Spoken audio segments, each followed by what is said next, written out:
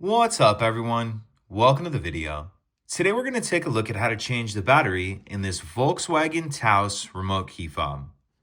This VW Taos key fob is going to use replacement battery CR2032, and I'll put a link in the description box of this video to where you can find these replacement batteries if you're in need.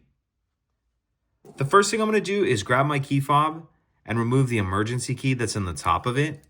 That's done by pressing this release that my finger's on, and the emergency key will come out like that. Now what I'm going to do is take my emergency key and I'm going to put it back in the slot that it just slid out of, but I'm only going to slide it about halfway in. So I'm going to slide my key about halfway in there. Then I'm going to pry up like this. Pry up like this, and it's going to pop this back cover up. So slide my key in about halfway and then pop it up.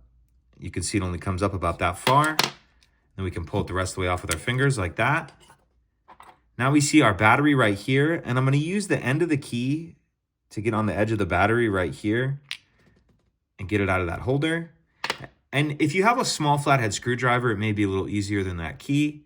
But either way, once we get our old battery out, we'll grab our new battery, and you want to make sure that you're installing your new battery with the plus side up, positive side up.